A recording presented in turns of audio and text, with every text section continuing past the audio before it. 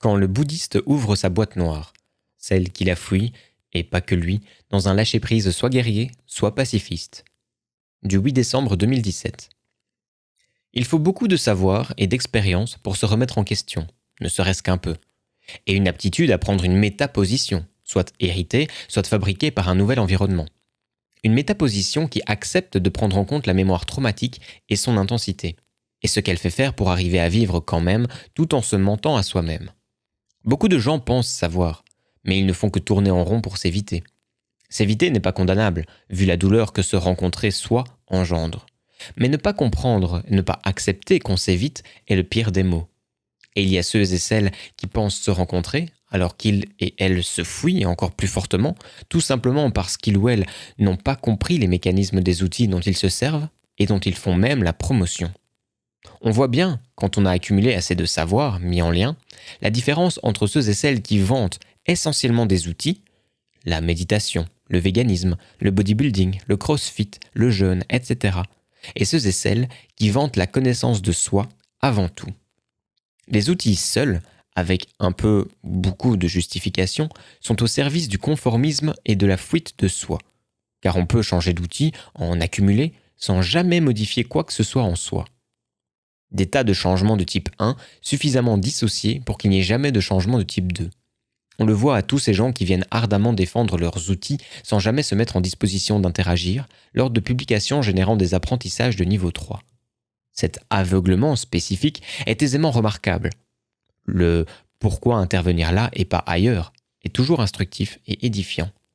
La connaissance de soi, elle, est forcément dérangeante, perturbante, subversive. Pour soi au premier chef. Elle prépare au changement de type 2. Gregory Bateson a écrit que l'apprentissage de niveau 3 est chose ardue et que le changement de type 2 est extrêmement rare. Après 31 ans de synthèse et mise en lien de nombreux savoirs, mon travail consiste à générer des apprentissages de niveau 3 sur mes pages, ceux-là même qui conduisent au changement de type 2. Dans ces conditions, ceux qui ne peuvent dépasser des apprentissages de niveau 2, voire de niveau 1, ont des comportements sur le net qui s'identifient facilement. Et j'ai écrit de nombreux articles pour décrire ces comportements. Le déni, les jugements superficiels, la victimisation, le manque d'humour, la sensiblerie, la moralisation de l'interaction, la fuite sur le terrain de l'émotionnel, la fuite du débat argumenté, la soumission à l'idéologie dominante en se croyant libre, etc. La fuite des apprentissages de niveau 3 est directement liée à toutes ces vies gâchées. L'inertie du système social et de ses règles, qui accentuent et inhibent des déterminismes biologiques extrêmement puissants, avec toutes les compensations inévitables que cela engendre, produit irrémédiablement des personnes en souffrance, parfois en souffrance immense. La pression, venant des origines de la vie, est si puissante que bien peu en réchapperont.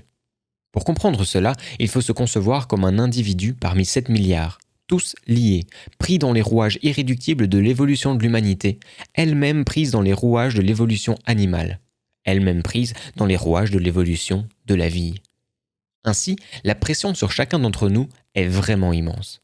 Aussi, soit on lâche prise, c'est-à-dire qu'on se soumet, on abandonne tout espoir, quel que soit notre degré réel d'inhibition. Et on compense, en rêvant ou en agissant sans se comprendre. Soit on lutte, mais avec le plus de douceur possible, en apprenant de quoi contourner les obstacles pour arriver au bon port de la reconnexion avec soi. La véritable reconnexion, pas celle, fuite, extraite par tant de gens de la pensée bouddhiste, pensée qui se prête à la fuite, nommée lâcher prise. Pour cela, il s'agit d'ouvrir un peu au moins un œil, 2 billets, lors d'un possible passage d'apprentissage de niveau 3.